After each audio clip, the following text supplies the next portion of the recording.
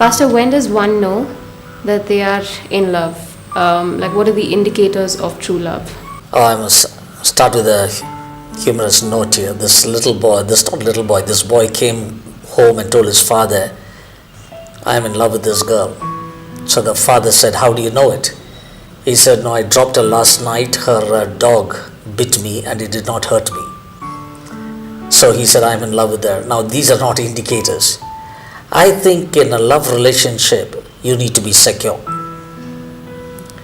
2, you need to grow in that relationship. You will not be suppressed or oppressed. You will mature in that relationship. 3, you will have peace in your heart.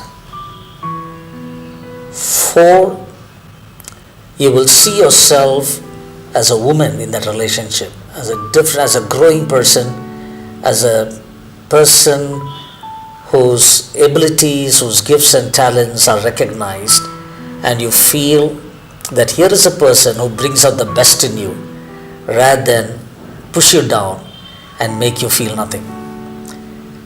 And I think that's where the comfortable level lies, be it boy or girl. Am I finding myself in this relationship? Am I growing in this relationship? Do I feel secure in this relationship? Because sometimes what happens in this love relationship, there is hate, love, and then there is sympathy, and you get married. I always tell people this: don't get married on sympathy grounds, it will not last. Don't get married as a martyr, even that will not last.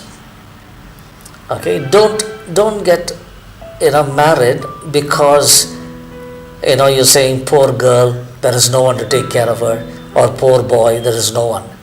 Also, don't fall in love or get married because they need somebody to take care of their old parents. I think we need to be very clear what is my intention and motive to get married. So if you're talking about love, I think you need to feel secure, need to grow in this love. Your abilities, your talents, everything has been recognized and you're accepted as a whole person. Pastor, could you list out some of the boundaries of dating? Rupa, I think dating is good. But let me put it this way. You don't date to find out whether this is the person for you. You date that person after you have decided to marry that person.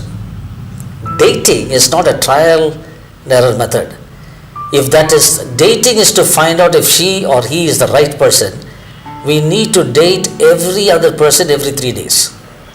Because the third day we'll get to know, say, that's not the person, that's not the person, that's not the person. So I would put it dating as this way. Once you have decided that this is the person you're going to marry, you go on a date to get to know each other well.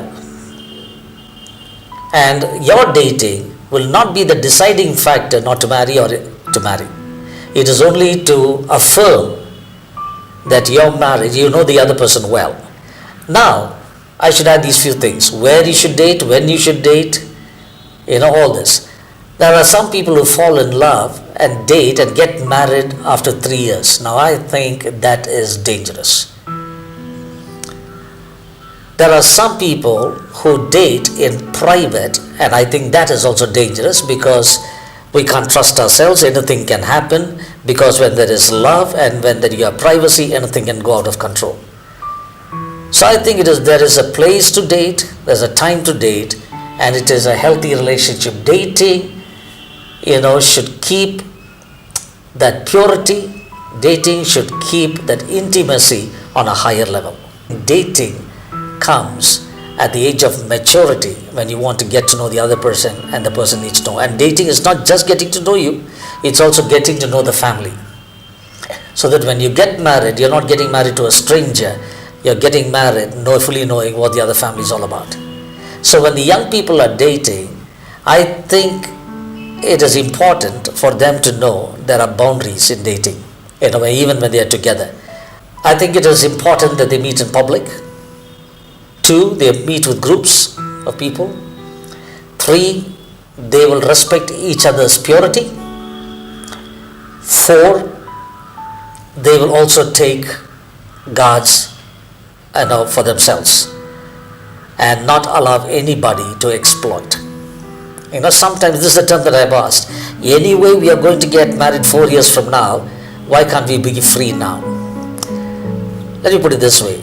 The only one who can rightfully touch you is not the one that you're dating, not even the one you're engaged to, the one you're married to. I think that'll make a lot of difference. Thank you, Pastor, for that valuable insight. I found this to be a huge blessing, and I hope you did too.